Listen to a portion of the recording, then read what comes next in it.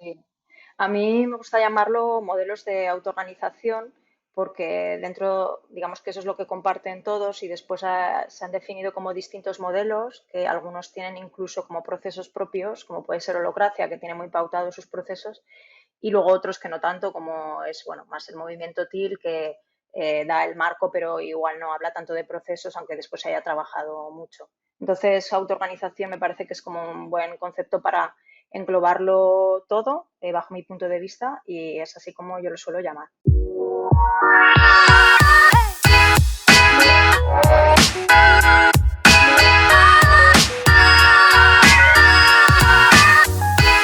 Hola, bienvenidos. Soy Pancho Mora y más que un podcast es un conversar sobre organizaciones autogestionadas. Este es el conversar 131. Mi invitado el día de hoy es Miriam Moreno. Ella es originaria de Zaragoza, España. Ella se considera un navegante y es un profesional que facilita que un barco llegue a un buen puerto. Nuestro conversar se basa en su experiencia en equipos de trabajo autoorganizados y cómo encontró sentido a trabajar de una manera diferente, además de una economía y prácticas colaborativas. Su forma de ver e interpretar la colaboración va más allá del trabajo, llevar ese concepto a temas como lo económico, inclusive en otros aspectos de la vida cotidiana. Empoderar a las personas a un nivel superior y colaborar y democratizar en temas tan cotidianos me parece sorprendente. Así que los dejo con Miriam. Hola Miriam, bienvenida. Hola, muy buenas, Pancho. Encantada de estar aquí contigo. Oye, pues por fin, y quiero hacer una introducción que yo y Miriam nos conocimos en Zaragoza y luego en Huesca con nuestro amigo Raúl Benito de Boca. Así que creo que todavía estaba la pandemia, ya se había acabado, ya ni recuerdo. Por ahí andábamos, sí. Yo creo que puede que estuviéramos con mascarillas aún, sí. Entonces Miriam y yo nos conocimos y teníamos curiosidad de conocer nuestras historias y ahí pasó por mí, recuerdo. Y, y bueno, fue una buena experiencia y ya hemos intercambiado, estado juntos en varias ocasiones. Miriam, me gustaría saber cómo tú llegas a estos temas de organizaciones o de tu transformación hacia este movimiento, pues hoy no sé cómo se llama, porque no sé si sea TIL, Holocracia o el tuyo propio que a lo mejor ya tienes, pero pues estas organizaciones más humanas. Cuéntame. Sí. A mí me gusta llamarlo modelos de autoorganización porque dentro, digamos que eso es lo que comparten todos y después se han definido como distintos modelos que algunos tienen incluso como procesos propios, como puede ser Holocracia, que tiene muy pautados sus procesos, y luego otros que no tanto, como es, bueno, más el movimiento TIL que da el marco, pero igual no habla tanto de procesos, aunque después se haya trabajado mucho. Entonces, autoorganización me parece que es como un buen concepto para englobarlo todo, bajo mi punto de vista, y es así como yo lo suelo llamar. Pues, a ver, yo llegué a esto porque es como que desde pequeñita oía a las personas adultas protestar de sus trabajos. No me escuchan, no se me tienen en cuenta, eh, cosas, expresiones de este tipo, ¿no? Oía muy repetidamente. Y yo creo que eso caló en mí de alguna manera, a pesar de que fuese pequeña, y de alguna forma influyó en lo que decidí estudiar a posteriori cuando ya toca de verdad decir, bueno, qué estudio y qué es lo que quiero hacer yo en esta vida, cómo me quiero ganar la vida. Y bueno, me llevó a estudiar cosas relacionadas con los recursos humanos para estar dentro de las organizaciones contribuyendo desde ahí. Y bueno, uno de los primeros trabajos que tuve, en los que estuve mucho tiempo y estuve dentro de lo que es el área de recursos humanos, yo me di cuenta que lo que había aprendido en estudios reglados eh, no me servía mucho para cómo yo entendía que se podía trabajar dentro de una organización y que no encontraba ninguna referencia que me sirviese a el tipo de cosas que yo pensaba que podían ser positivas dentro de una organización, como que podían tener que ver con eh, generar espacios de participación para que los trabajadores y trabajadoras pudiesen contribuir, aportar ideas, la rienda suelta a su creatividad, a desarrollar su talento, a hacer aportaciones, a que se sintieran parte de la organización. No encontraba referencias. Así que, bueno, al inicio en esta empresa en la que estuve bastantes años, como conseguí tener un rol bastante significativo en recursos humanos, que estaba como responsable de este área, pues fui haciendo cosas de manera un poco intuitiva, ¿no? Y cuando ya decidí dejar esta empresa, sí que entré en contacto con una organización que se llama WeShare, que fue la que me ha llevado pues, hasta donde estoy ahora como asociada de Greater Than.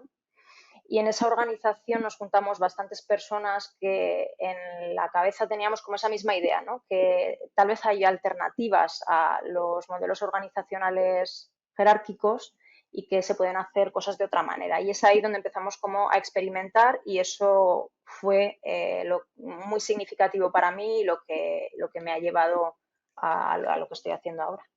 Ahora, cuéntame un poco qué es Wizard, cuál es el propósito de esta organización y en qué consiste la comunidad. WeShare originalmente nace con un propósito muy fuerte relacionado con la economía colaborativa antes de que se transforme en lo que se ha venido convirtiendo a posteriori. Pero digamos que el germen, el nacimiento, tiene que ver con la economía colaborativa. Cómo podemos hacer las cosas a nivel económico-social con prácticas colaborativas, practicar una colaboración real, ¿no? Y eso tiene que ver con cosas tan sencillas como el trueque, hasta formas de trabajar dentro de las organizaciones, hasta un montón de ámbitos, ¿no? Pero claro, una cosa que crece con un grupo de personas que tienen una reunión en París allá por el año 2011-2012 y empiezan a hablar de esto, acaba convirtiéndose en una comunidad a nivel global donde estamos cientos de personas. O sea, crece muchísimo porque realmente parece que resuena, ¿no? Esta intención de colaboración. Y resuena ya no solamente concentrada específicamente en términos de economía colaborativa, sino que se extiende a un montón de ámbitos económicos y sociales, ¿no? Pues personas que están interesadas en cómo compartir el conocimiento de forma colaborativa, personas interesadas, como era yo, ¿no? Más enfocada hacia las organizaciones, como introducir prácticas colaborativas dentro de una organización y distribuir la toma de decisiones y el poder de una forma diferente, ¿no? Pero había personas interesadas en cómo desarrollar un turismo alternativo, personas interesadas en cómo democratizar la salud y dar acceso a las personas y hacerlas propietarias de sus propios expedientes médicos y de las cosas que pasan con esto. Personas interesadas en smart cities y cómo poder hacer más partícipe a la ciudadanía en relación a lo que pasa en su ciudad y así, ¿no? Entonces es un poco así como crece y se convierte en una comunidad, como digo, global en la que funcionamos de manera autoorganizada, eh, donde hay como pequeños grupos locales en distintos países del mundo. Pues, Wizard estaba, por ejemplo, en varios países de Latinoamérica, tenía presencia, había personas de Estados Unidos, en Europa, en distintos países de Europa, había también una pequeñita comunidad en Egipto, etcétera, etcétera, ¿no?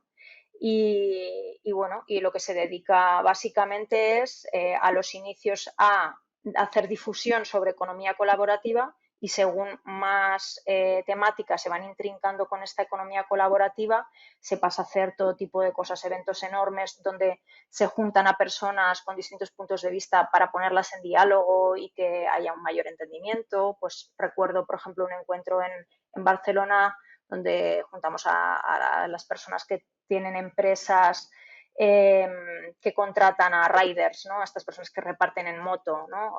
Cosas junto con la administración pública que quería regular toda esta cuestión, junto con los propios riders y sindicatos de riders o representantes de riders, donde había muchos conflictos, abordando temas de Uber, bueno, no sé, nos convertimos como una especie de canal de diálogo para ver cómo se podía construir la realidad de, bueno, realidades de forma diferente y dar espacio a estas cuestiones colaborativas que estaban apareciendo y que friccionaban con la realidad actual porque digamos que son como dos mundos distintos. Ya, no, pues bien. Este es un gran tema y me entusiasma mucho siempre conocer las organizaciones colaborativas, ¿no? Como esta y otras más que conocemos en común. Y me gustaría pasar a esta parte tuya de tu experiencia de transformación de organizaciones, personas, equipos, ecosistemas. ¿Qué es lo que has aprendido? Cuéntame. Pues, pues mira, pues muchas cosas he aprendido, no sé. Te puedo a lo mejor decir las primeras que me vienen a la cabeza, pero seguro que acabamos la conversación y digo, ay, también podría haber dicho esto aquello, pero bueno, así las primeras que me vienen a la cabeza y que además es una cosa que me suelen preguntar cuando hablamos de este tipo de procesos es si es posible transformar la organización desde cualquier lugar de la organización o si solo se puede hacer de arriba a abajo, ¿no? Es algo que me preguntan mucho y que un poco con la práctica pues creo que puedo tener una respuesta, por lo menos en base a mi experiencia, ¿eh? A lo mejor hay otras personas que tienen otras experiencias. Entonces, yo siempre contesto a esto que, claro, si partimos de una organización que es jerárquica y quiere convertirse en autoorganizada, como hasta el momento, antes de que se transforme, es jerárquica y atiende a lógicas jerárquicas, va a ser más fácil que se pueda transformar si las personas que están en ese momento en la posición de propiedad o en una posición arriba en la jerarquía, que se transforme, que no cuando son personas que están en la base, digamos, de la pirámide de esta estructura jerárquica, que sí que se pueden hacer experiencias de autogestión desde la base en pequeños lugares de la organización, que a lo mejor pues, en algún momento dado convencen o van funcionando y van creciendo y en algún momento pueden convencer a la propiedad, a la gerencia o quien esté un poco en esa punta de la pirámide, pero que si no hay un convencimiento desde esa parte alta, pues claro, va a ser difícil, porque el esquema en el que está tiene ahora esas lógicas, ¿no? Entonces, por ejemplo, eso es algo que he aprendido, que sí que es importante que si la estructura es jerárquica en el momento actual, tiene que haber algún tipo de involucración o convencimiento por parte de quien está dirigiéndola, ¿no? Ese es un gran aprendizaje, lo cual no quita que haya otras experiencias en otros lugares de la organización. Quiero hacer una pausa ahí y una reflexión. ¿Es posible hacer un híbrido jerárquico, autogestionado? ¿Lo has vivido? O sea, ¿tienes algún caso que nos quieras compartir? Lo que he vivido ha sido esto que te decía, ¿no? El que de pronto en algún lugar de la organización, en un área, en un departamento, han empezado a experimentar, han querido empezar a experimentar cosas. Y entonces me han llamado y ahí hemos estado trabajando. Y que las cosas que han funcionado de pronto han llamado la atención a dirección y desde ahí dirección ha querido saber más. Y entonces en algunos casos dirección, pues bueno, después de saber, ya está, lo ha dejado ahí.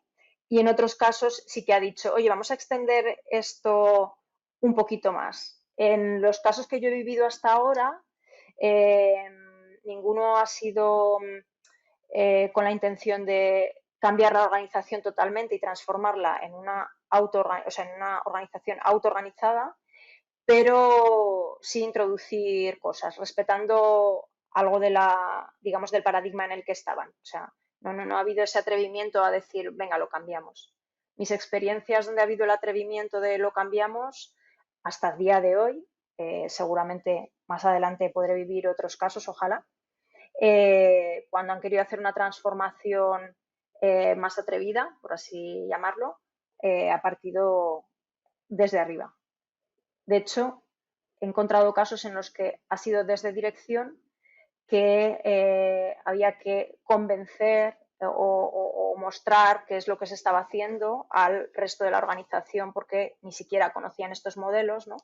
Y ha sido como esa cosa peculiar de no primero explicar qué es lo que va a ser, ¿no?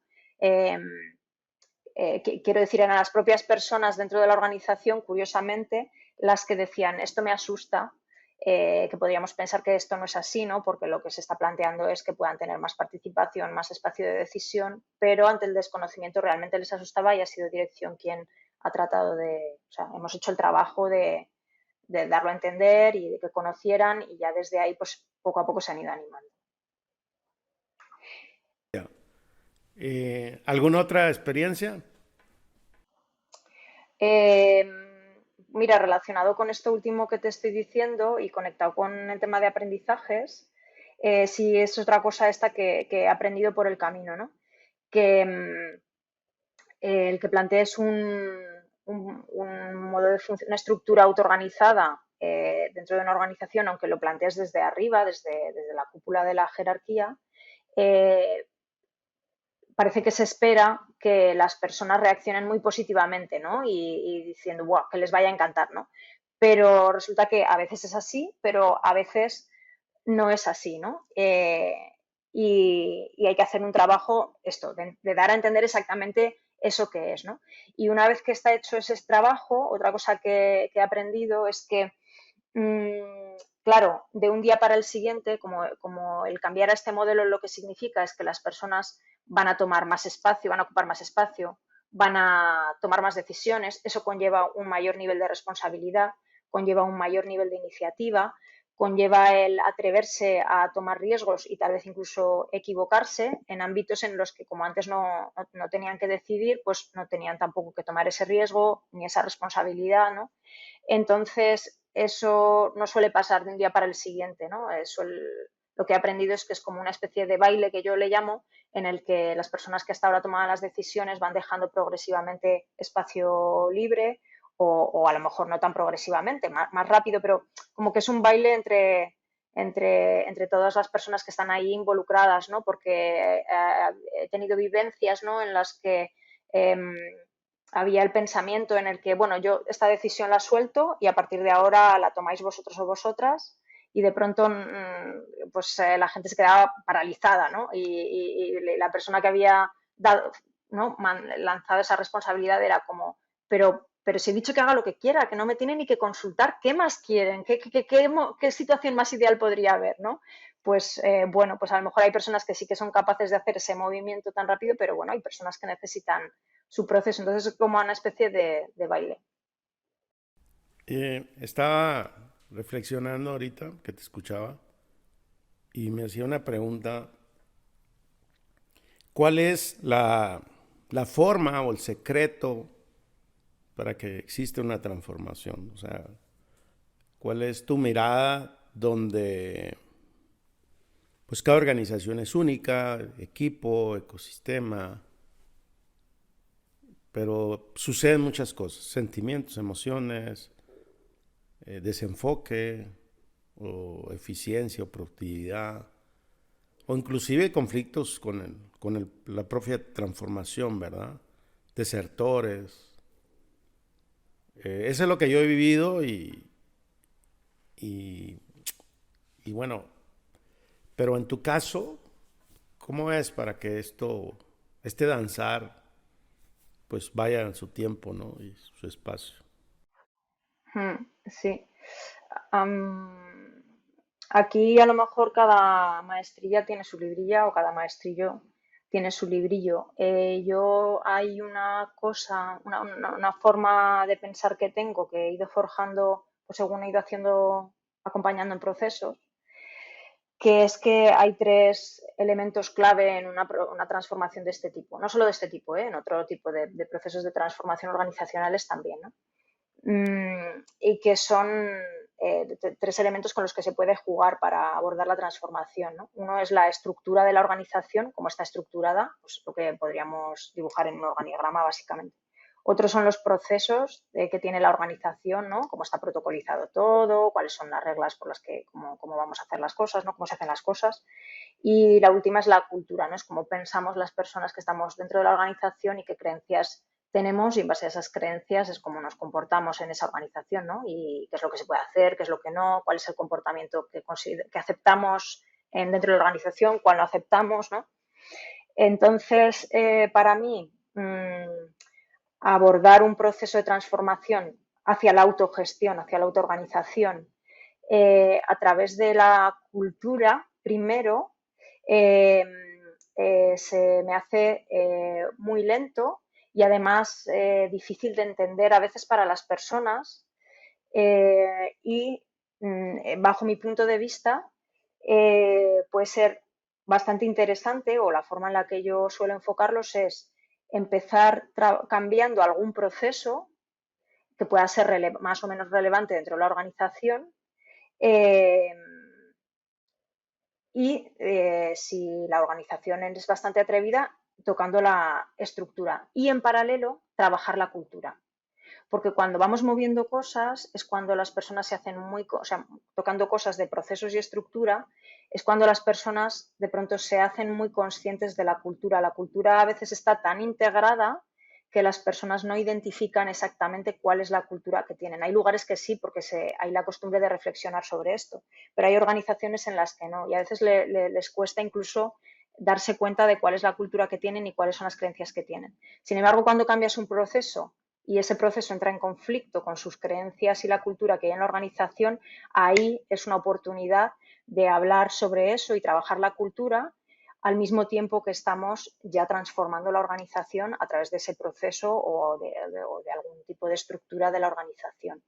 Entonces, respondiendo a tu pregunta, que cada organización es un mundo, a mí me gusta como poner encima de la mesa una especie de dibujo, ¿no? que tiene estos tres elementos, procesos, estructura, cultura, y decir, bueno, por dónde queremos empezar y, por ejemplo, si es, yo qué sé, los procesos, pues vale, a ver qué procesos pueden ser interesantes aquí en esta organización tocar. Desde luego, si la intención es ir hacia una autoorganización, el proceso de toma de decisiones es muy nuclear, ¿no? Entonces sería un proceso muy interesante a tocar. Pero a lo mejor hay organizaciones que dicen, este no me atrevo todavía, pero tocamos otro tipo de procesos, siempre tratando de que sea un proceso que tenga impacto. Ya, entonces tú mezclas esta parte estructura, procesos y trabajas con la cultura, porque no necesariamente las personas, por lo que entiendo, entendemos bien la cultura y no es que se hable de la cultura, ¿no? Hay organizaciones que sí tienen un grado de madurez, pero entonces tú lo aplicas de esta manera y ahí enlazas las tres cosas de manera simultánea, ¿no? Ujú, eso es, sí. Y esta parte del rol de llevar o acompañar a una organización, ¿cómo controlas la ansiedad de decir, hijo, esta organización avanzamos un paso y damos 10 para atrás?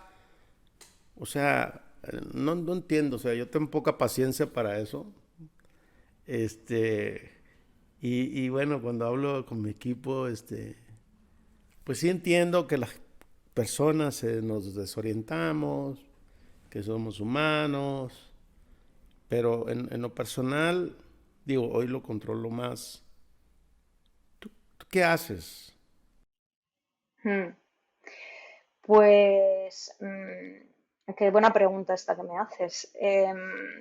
Si pienso un poco en experiencias que he tenido y qué cosas he hecho, básicamente creo que hay una idea que repito, que repito mucho, porque al final, cuando pasa eso, lo que sucede es que los miedos de las personas se activan. Entonces, los miedos de las personas mi creencia es, o mi forma de verlo es que es una idea, ¿no? Obsesiva que tenemos en la cabeza que nos está repitiendo todo el rato. Esto no va a salir bien, esto no va a salir bien, esto no va a salir bien. ¿Por qué empecé este proceso? ¿Por qué empecé este proceso? Ya sabía yo que, ¿no? No sé, hay como una especie de pensamientos que se están repitiendo, repitiendo, repitiendo machaconamente, ¿no? Entonces, lo que yo utilizo es, bueno, yo sé que tengo que contrarrestar esos pensamientos que están bombardeando y despertando los miedos, y como el pensamiento del miedo es repetitivo, entonces yo también utilizo mantras que se repiten, se repiten, se repiten, que tratan de dar tranquilidad. Y en cada organización puede ser diferente, ¿no? Normalmente, según a lo mejor conozco un poco más a las personas con las que estoy trabajando, puedo entender por dónde vienen sus miedos y como que ese mantra o cosas a decirles y tranquilizar pueden ser un poco diferentes. Pero creo que más o menos todos en común tienen si tenemos miedo, nos estamos asustando, hay algo que hay algo que no está saliendo bien, eso significa que estamos cambiando y eso significa que algo bien sí que estamos haciendo. Si no hay miedo, no hay cosas que nos salen mal en el proceso, es que no estamos cambiando, sería que no estamos haciendo nada, que estamos igual, ¿no? Entonces, que aparezcan los miedos es normal, ¿no? Tranquilidad, calma. Vamos a detectar si hay algo que realmente es porque estamos fallando o hemos metido la pata. Esa reflexión también la podemos hacer y si es así, podemos poner algún tipo de solución. Entonces es como eh, trato de ser una figura de calma, de calma, de calma. Siempre que yo vea que no está pasando nada raro, ¿no? Pero normalmente no, es eso, son como empiezan a movilizarse cosas, las personas tienen reacciones, los miedos se despiertan, eh, retamos a las creencias que tienen las personas, se surgen incomodidades, pues un poco es eso, es trasladar mensaje de calma, de calma, de calma y normalmente conectado con eso. El que estemos asustados y asustadas es porque estamos cambiando. Vamos a seguir adelante, vamos a hacerlo revisando que no estamos haciendo nada que haga que se rompa la organización, pero si la conclusión es que no estamos fallando en ese sentido, pues vamos a seguir adelante. Son normales estos miedos. Ya. ¿Alguna situación que hayas vivido difícil y que no haya sido agradable y que te marcó en tu vida? Como esto es lo bueno y lo malo, ¿no? La parte oscura, porque el trabajo de ustedes, de todos los que tienen un rol como el tuyo, pues yo lo admiro y lo respeto y veo que no es fácil. Y también entiendo la mirada del fundador o de la propiedad, que tampoco somos fáciles, ¿no? Los emprendedores somos complejos, difíciles y decimos una cosa y hay veces que cambiamos de opinión. Pero, ¿tienes algún caso que hayas vivido? A ver, sí, claro que sí. Por ejemplo, la situación a lo mejor que me ha podido resultar más frustrante es cuando me han llamado de alguna organización eh, con un tipo de demanda para ir hacia la autogestión, la organización, que me gusta más la palabra autoorganización que no autogestión lo que significa, ¿no? Eh, y, y, había como mucha energía al inicio de transformación y una apuesta de transformación. Eh, Hemos empezado a trabajar y en algún punto, y sobre todo porque se trataba de una organización de un volumen muy grande en el que había pues, muchos agentes y personas implicadas, ¿no? Involucradas, impactando en ese proceso, pues la ambición inicial se ha ido reduciendo, ¿no? Eh, y entonces el proceso de cambio al final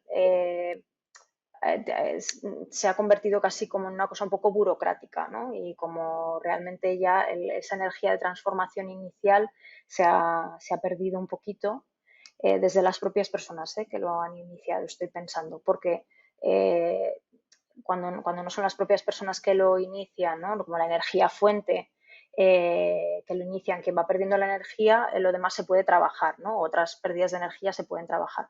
Pero cuando es la propia fuente, que al final es la que me hace el mandato, ¿no? Si ahí se reduce la energía, yo tengo poquito margen de acción y ahí es donde a lo mejor he sentido frustración he tenido alguna experiencia frustrante. Que todavía aún le doy vueltas, ¿no? Y yo podía haber hecho a lo mejor alguna cosa diferente para poder reactivar eso, ¿no? Entonces, bueno, no lo sé. Eh, ese recuerdo sí que lo tengo. Miriam, para poner en contexto a nuestra audiencia, hablemos un poquito de la energía fuente, de dónde viene, de qué esta teoría, bueno, más allá que la teoría, de qué trata y para compartir. Sí. A ver, esta teoría un poco lo que dice es que un proceso de cambio al final hay alguien que lo piensa originalmente, por primera vez, ¿no? Alguien o alguienes, ¿no? Entonces es esa o esas personas las que tienen lo que se llama esta energía fuente, y que al ser como, digamos, esa cerilla que enciende todo el proceso, es muy importante la presencia de estas personas, ¿no? Si estas personas prenden la cerilla y después desaparecen, ¿no? Y es el resto de personas a las que han involucrado en el proceso de transformación, las que se quedan al mando de promover eso, pues hay más probabilidades de que eso desaparezca, ¿no? Y que no se llegue a realizar. Puede ser que sí, ¿eh? Hay casos que a lo mejor sí que puede seguir adelante porque las personas se entusiasman tanto que al final se hacen propietarias, ¿no? Pero al final es como que se suman a esa energía fuente, ¿no? O hacen suya esa energía fuente. Pero bueno, esta teoría, por lo menos a nivel teórico, lo que dice es eso, es que las personas originales que piensan el proceso de cambio, que tienen esa energía, que tienen esa visión, ¿no? que tienen ese entusiasmo y esa creencia férrea, es muy importante su presencia para irradiar, ¿no? esa energía, ¿no? Esos ánimos, y cuando hay alguien que se desanima, ese convencer, cuando hay alguien que, por ejemplo, no lo ve porque no tiene esa visión, entonces estar ahí presente y haciendo cosas es importante. Ya, bien. Miriam, algo que quieras agregar a este conversar que sea importante y no lo hemos tocado, ¿qué te gustaría compartir? Em, pues a mí me gustaría, por ejemplo, compartir que los sistemas o las estructuras autoorganizadas, que hay bastante desconocimiento sobre ellas, que organizaciones que a lo mejor están en un paradigma más jerárquico, incluso horizontal, ¿no? Em, Cuando las perciben como un sistema que no funciona, puede ser en parte por el desconocimiento, ¿no? Porque hay una creencia bastante extendida sobre que este tipo de formas de organizarse es un poco parecido a la anarquía, ¿no? Y desde ahí, claro, lo perciben como muy caótico, ¿no? Entonces, a mí me gustaría decir que todo lo contrario, que son unas organizaciones y unas estructuras que lo único que pasa es que tienen unas lógicas de organizarse algo diferentes, pero que tienen toda una serie de procesos, de reglas, de normas que hay que seguir igual que en otro sistema, en otro tipo de organizaciones, ¿no? Simplemente hay que conocerlas bueno, y seguirlas, ¿no? Si se quiere adoptar este modelo, pero que no es una cosa caótica o no, todo lo contrario. Y que bajo mi punto de vista tienen un recorrido muy bueno, o sea que a lo mejor hace años había poquito trabajado en torno a ellas, ¿no? Pero hoy en día hay muchísimas alternativas, o sea, muchas cosas ya tangibles creadas, procesos creados que se pueden conocer, ¿no? Modelos de decisiones específicos, forma de compartir el conocimiento hasta con herramientas tecnológicas específicas, herramientas tecnológicas para tomar decisiones, un montón de cosas ya probadas y que funcionan, que se pueden aprender y probar, ¿no? Para ver si te gustan, si funcionan en tu organización, si quieres tender hacia estos modelos. Y al mismo tiempo, que ya hay muchas cosas creadas, tienen mucho recorrido todavía para avanzar y crecer. Y, por ejemplo, desde Greaterdan esa es una de las cosas que nos encanta, el retar los propios procesos que ya tenemos establecidos de autoorganización y todavía ver, y podríamos ir un paso más allá y podríamos probar una cosa diferente, o sea, como estar mucho en ese punto innovador de no acomodarnos y seguir probando cosas nuevas, siempre con la intención de mejorar, de conseguir que las personas tengan más satisfacción, que puedan brillar cuanto más mejor, que podamos tomar decisiones más ágiles y flexibles, un poco con esa idea.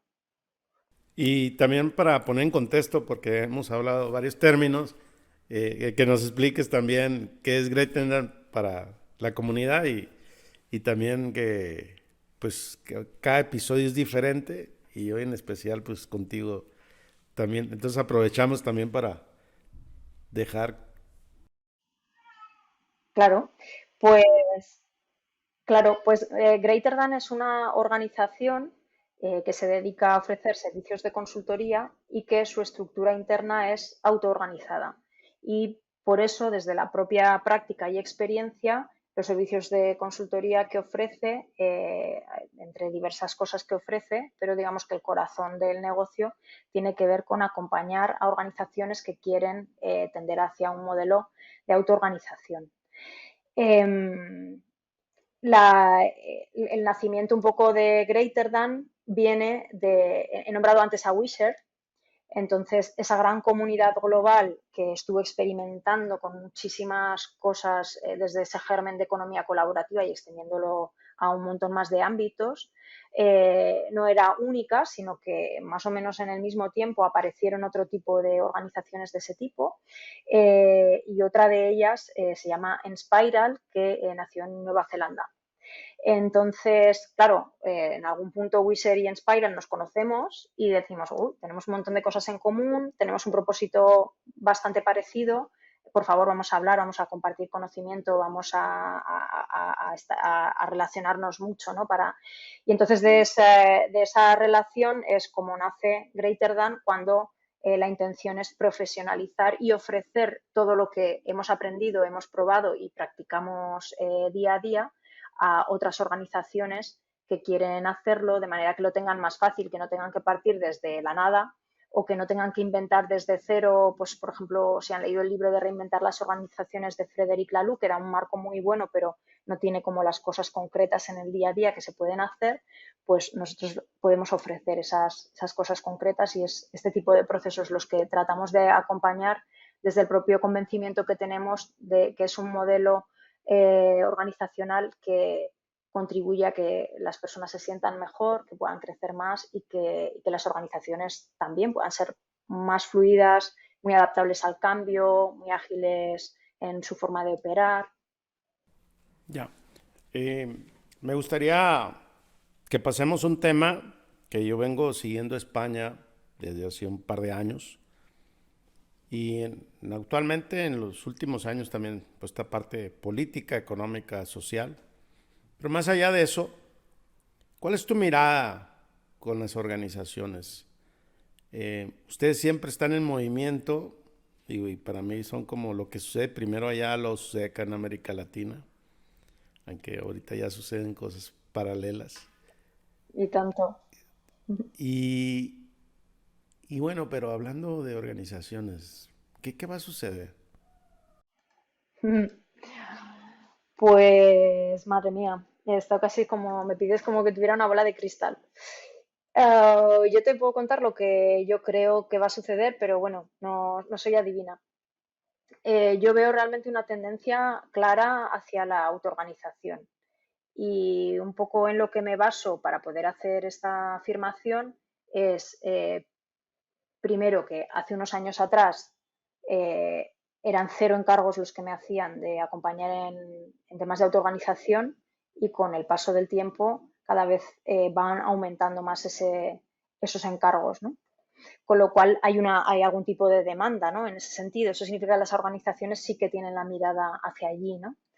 Eh, Luego, otra de las cosas que veo es que en, en esta sociedad global en la que estamos ahora, ¿no? En esta era de Internet, ¿no?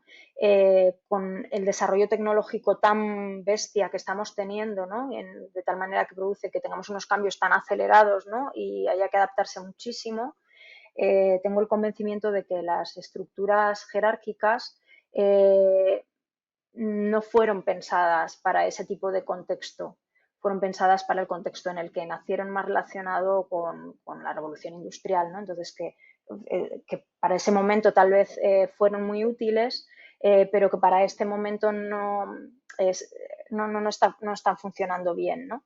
Entonces, el contexto mismamente está pidiendo a las organizaciones que hagan algún tipo de transformación, ¿no? Que caminen hacia otro lugar. Y luego hay otra cosa que veo también, que, bueno, yo como atrás he estado mucho en el mundo de los recursos humanos, pues he podido, poniendo la mirada específicamente en ese campo, ¿no? He podido ver cómo los propios departamentos de recursos humanos han evolucionado, ¿no? Empezaron siendo un departamento que se dedicaba exclusivamente al ámbito de la parte laboral, ¿no? La normativa laboral, los contratos, dar de alta en la seguridad social, cosas así, ¿no? Y como mucho un poco más adelante preocuparse por la prevención, ¿no? Y desde ahí, bueno, pues era el área laboral. Después evolucionaron hacia un área de recursos humanos y cambiaron incluso el nombre, recursos humanos, ¿no? Ya pensando un poco de, bueno, aquí hay algo que gestionar que tiene que ver con las personas más allá de la parte más laboral, sino que también pues, hay que dar formación a las personas, hay que pensar un poco en la satisfacción de las personas, ¿no? Pero todavía viendo a la persona como un recurso, ¿no? De una forma un poco mecanicista, que después ha habido otro salto, ¿no? En el que se ha empezado a pensar en las personas como en el centro de la organización, ya no como un recurso, sino, oye, como personas humanas que son, ¿no? Y entonces ahí ya empezaron a utilizarse términos del área de personas, departamento de personas y demás, y que últimamente ya cada vez más en algunas organizaciones empieza a haber este Chief Happiness Officer, ¿no? Pensando como en la felicidad de las personas, o sea, ya pensando un poco como que el contexto de trabajo ya no es solo un sitio donde las personas vienen a trabajar, ¿no? Y a contribuir, sino que también queremos que haya ahí algo más, ¿no? Que sea un contexto en el que se sientan seguras y felices, ¿no? Desde esto. Entonces ahí también se puede traquear un poco la evolución que las organizaciones van haciendo, y eso también tiende hacia la autoorganización, va cada vez más en consonancia hacia la organización, aunque todavía no ha llegado ahí, ¿no? Entonces un poco eso es lo que a mí me hace pensar que realmente tal vez no todas las organizaciones a futuro estén en la autoorganización, pero que realmente cada vez más y que va a ser cada vez un modelo más presente. Ok, bien. Miriam, ¿cómo te gustaría cerrar este conversar? Pues, wow, qué buena invitación, ¿no? Como hablamos de autoorganización, pues a la invitada la pones, ¿no? Ahí en la iniciativa del cierre. Muy bien, me gusta. Pues, tal vez, tal vez me gustaría hablar sobre algo una conversación que tuve hace poco, que tenía que ver con las nuevas generaciones, ¿no?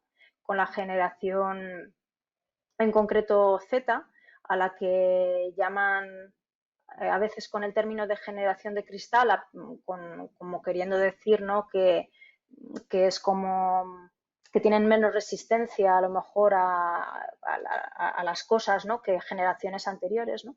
Y yo es algo con lo que no estoy de acuerdo, ni con esa idea de que a lo mejor tienen menos resistencia a las cosas, y por tanto el término generación de cristal tampoco me gusta. Creo que es la generación que va a estar en el futuro de las organizaciones, ¿no? Y que es una generación que está también marcando cómo van a ser esas organizaciones, y que realmente también creo que están muy alineadas con la autoorganización, ¿no? Creo que están trayendo mensajes muy importantes al mundo empresarial, que tiene que ver con la salud mental, que tiene que ver con que, oye, aquello que a lo mejor hemos aprendido generaciones previas de nuestros abuelos, abuelas, padres, madres, ¿no? El clave de la cultura del esfuerzo, de poner por encima de mi felicidad y mi bienestar el trabajo y un montón más de cosas, ¿no? Es un modelo que a lo mejor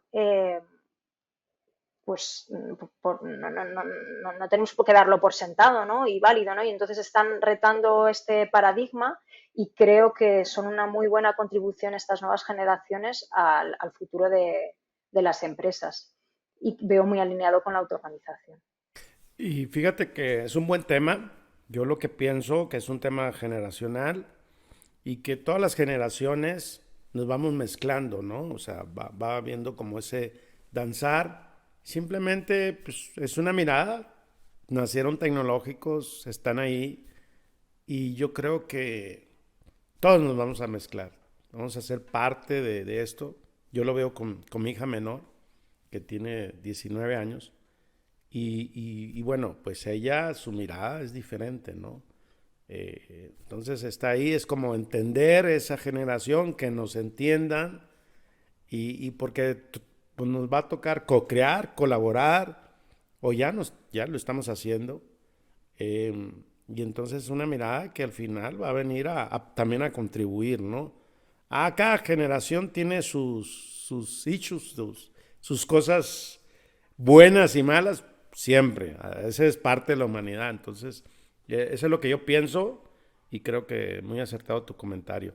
Miriam, ¿dónde te pueden localizar? ¿Dónde estás activa en las redes sociales? ¿Alguien que quiera preguntar por ti o alguna duda que haya salido? Así que cuéntanos. Sí, pues, oye, redes sociales, estoy en todas, en LinkedIn a lo mejor, me pueden encontrar como Miriam Moreno Bellido y también en el resto de redes sociales aparezco como Miriam in Change, igual que mi web, miriaminchange.com, que ahí también están mis datos de contacto. O sea que por cualquier lugar, cualquier persona que quiera saber más de autoorganización, estaré encantada de contar. Me encanta compartir todo, sobre todo para personas que a lo mejor no saben y están interesadas. Y bueno, y contigo también pueden contactar porque tú has tenido una experiencia buenísima y también sabes un montón. Bueno, no como tú, pero yo sigo aprendiendo, yo sigo en este viaje de aprender mis invitados y en este podcast es inspirar a la comunidad, así que con casos y prácticas que nos lleven, así que yo estoy en ese proceso. Pues muchas gracias, te agradezco mucho y seguimos en contacto. Hasta luego. Muchas gracias, Pancho. Hasta luego. Bye, chao.